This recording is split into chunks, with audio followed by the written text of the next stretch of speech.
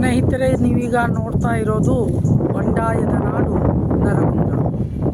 ಮೂಲ ಜನಪದ ಸಾಹಿತ್ಯದಲ್ಲಿ ಕೂಡ ಈ ನರಗುಂದದ ಉಲ್ಲೇಖ ಬರುತ್ತೆ.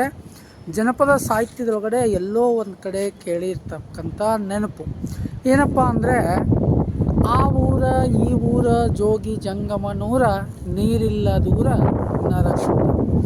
ಇಂಥದ್ದೊಂದು ಪರಿಸ್ಥಿತಿ ಏನು ಅಂದರೆ ಹಿಂದೆ ಇತ್ತು. ಆದರೆ ಇವಾಗ ಮಲಪ್ರಭಾ ಡ್ಯಾಮ್ ನಿರ್ಮಾಣ ಆದ ನಂತರದೊಳಗಡೆ ಈ ನರಗುಂದ ಭಾಗ ಭಾಳಷ್ಟು ಸಂಪದ್ಭರಿತವಾಗಿ ಇವತ್ತಿದೆ. ನಾನು ನಿಮ್ಗೆ ಒಂದು ಕಡೆಯಿಂದ ಮಾತ್ರ ತೋರಿಸ್ಲಿಕ್ಕೆ ಆಗ್ತಾಯಿದೆ, ಒಂದು ಭಾಗವನ್ನು ಮಾತ್ರ. ಈ ಗುಡ್ಡದ ಆಚೆನೂ ಕೂಡ ಇದೆ ನೋಡಿ. ಇದು ಐತಿಹಾಸಿಕವಾಗಿರ್ತಕ್ಕಂಥ ನರಗುಂದದ ಗುಡ್ಡ ಪೂರ್ತಿಯಾಗಿ ಕವರ್ ಆಗ್ತಾ ಇಲ್ಲ ಸ್ನೇಹಿತರೆ. ಸೊ ಈ ಗುಡ್ಡದ ಒಂದು ವಿಶೇಷತೆ ಇದೆ. ಏನು ಗೊತ್ತಾ, ಗುಡ್ಡದ ವಿಶೇಷ ಏನು ಅಂತಂದರೆ, ಈ ಗುಡ್ಡವನ್ನು ನೀವು ಭಾಳಷ್ಟು ದೂರದಿಂದ ನೋಡಿರ್ತಕ್ಕಂಥ ಸಂದರ್ಭದಲ್ಲೇ ಈ ಗುಡ್ಡ ನಿಮಗೆ ಯಾವ ರೀತಿ ಕಾಣುತ್ತೆ ಅಂತಂದ್ರೆ, ಮಲಗಿರ್ತಕ್ಕಂಥ ಸಿಂಹದ ಆಕಾರದೊಳಗಡೆ ಈ ಗುಡ್ಡ ಕಾಣಿಸುತ್ತೆ. ಅದರ ಜೊತೆಗೆ ನರಗುಂದ ಅಂದ ತಕ್ಷಣ ಏನು ಅಂತಂದ್ರೆ ನೆನಪಾಗುತ್ತೆ ಬಂಡಾಯ. 1980 ಇಲ್ಲಿ ನಡೆದಿರ್ತಕ್ಕಂಥ ರೈತ ಬಂಡಾಯ ಏನೈತಲ್ಲ, ಅದು ಬಹುಶಃ ದೇಶವ್ಯಾಪಿಯಾಗಿ ಸುದ್ದಿ ಆಗಿರ್ತಕ್ಕಂಥ ವಿಚಾರ. ಸೊ ಇಲ್ಲಿನ ಜನ ಹೆಂಗಪ್ಪ ಮುಂದದ್ದು ಬಂಡಾಯ ನಾಡಿನ ಜನ ಹೆಂಗೆ ಅಂತಂದ್ರೆ,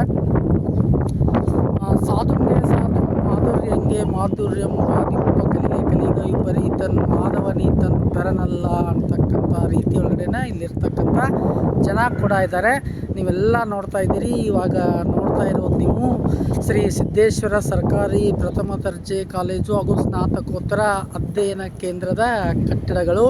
ಅದರ ಜೊತೆಗೆ ಇಲ್ಲೇ ತಾಲೂಕಾ ಕ್ರೀಡಾಂಗಣ ಕೂಡ ನಿಮ್ಗೆ ಇವಾಗ ಕಾಣಿಸ್ತಾ ಇದೆ ಸ್ನೇಹಿತರೆ. ಪೂರ್ತಿಯಾಗಿ ಇಲ್ಲಿ ಕವರ್ ಮಾಡಲಿಕ್ಕೆ ಆಗ್ತಾ ಇಲ್ಲ.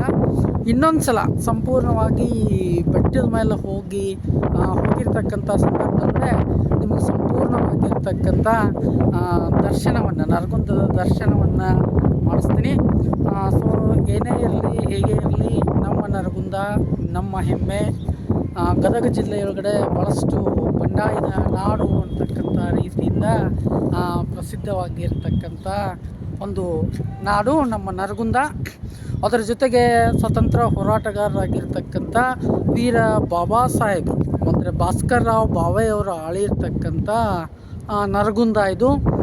ಸೊ ಇಲ್ಲಿವರೆಗೂ ಎಲ್ಲರೂ ವಿಡಿಯೋವನ್ನು ನೋಡಿದ್ದೀರಿ. ತಮ್ಮೆಲ್ಲರಿಗೂ ಕೂಡ ಧನ್ಯವಾದಗಳು.